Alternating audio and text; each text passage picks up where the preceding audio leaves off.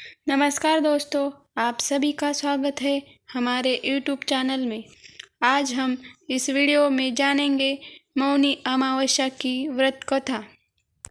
सनातन धर्म में अमावस्या तिथि का विशेष महत्व है।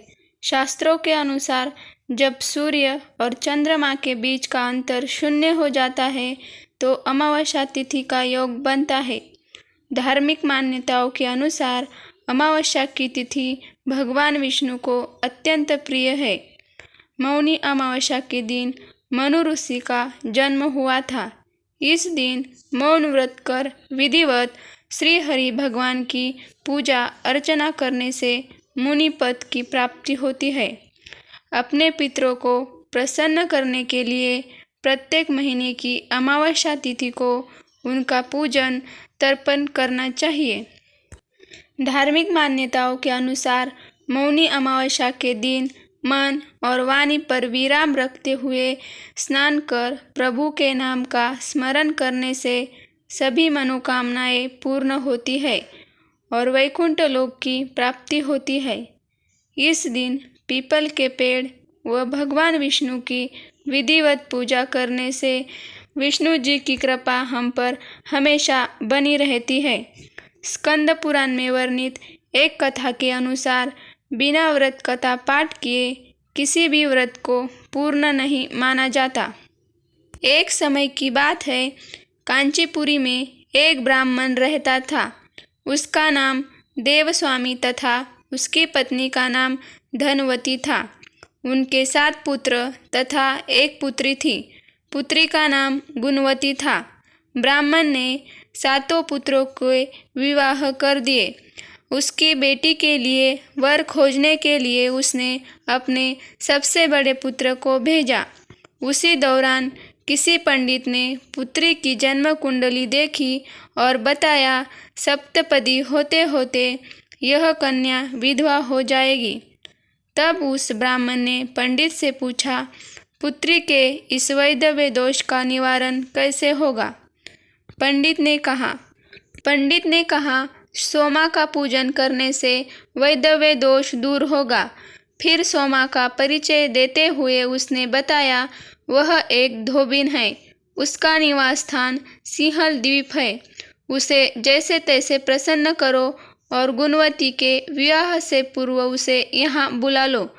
तब देवस्वामी का सबसे छोटा लड़का बहन को अपने साथ लेकर सिंहल द्वीप जाने के लिए सागर तट पर चला गया। सागर पार करने की चिंता में दोनों एक वृक्ष की छाया में बैठ गए। उस पेड़ पर एक घोंसले में गिद्ध का परिवार रहता था। उस समय घोंसले में सिर्फ गिद्ध के बच्चे थे। गिद्ध के बच्चे भाई बहन के क्रियाकलापों को देख रहे थे।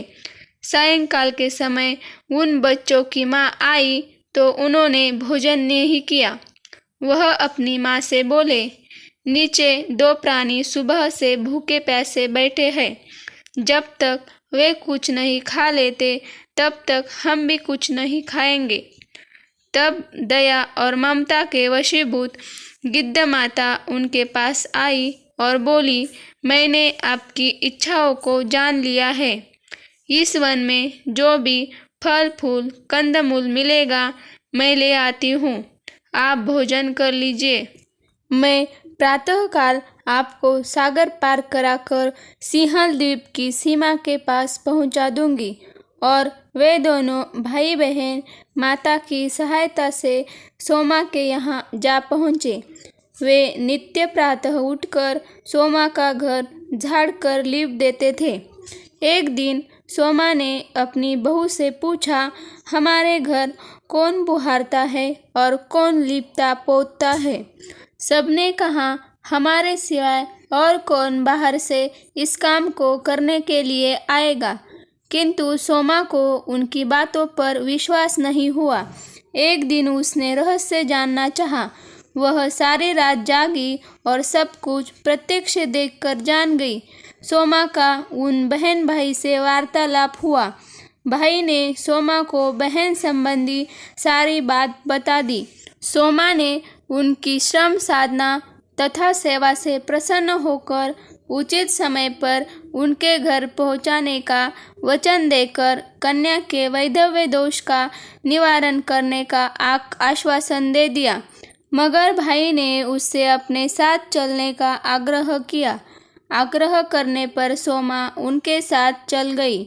चलते समय सोमा ने बहुओं से कहा, मेरी अनुपस्थिति में यदि किसी का देहांत हो जाए तो उसके शरीर को नष्ट मत करना, मेरा इंतजार करना। और फिर सोमा भाई बहन के साथ कांचीपुरी पहुंच गई।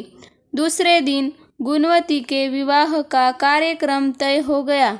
सप्तपदी होते ही उसका पति मर गया। सोमा ने तुरंत अपने संचित पुण्यों का फल गुणवती को प्रदान किया। तुरंत ही उसका पति जीवित हो उठा। सोमा ने उन्हें आशीर्वाद देकर अपने घर चली गई। उधर गुणवती को पुण्य फल देने से सोमा के पुत्र जामाता तथा पति की मृत्यु हो गई। सोमा ने पुण्य फल संचित करने के लिए मार्ग में पीपल वृक्ष की छाया में विष्णु जी का पूजन करके 108 परिक्रमाएं की। इसके पूर्ण होने पर उसके परिवार के मृतक जन जीवित हो उठे।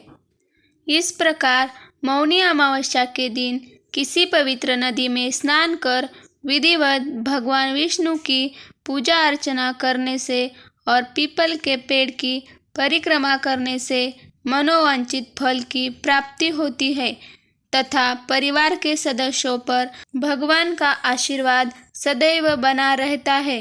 धन्यवाद।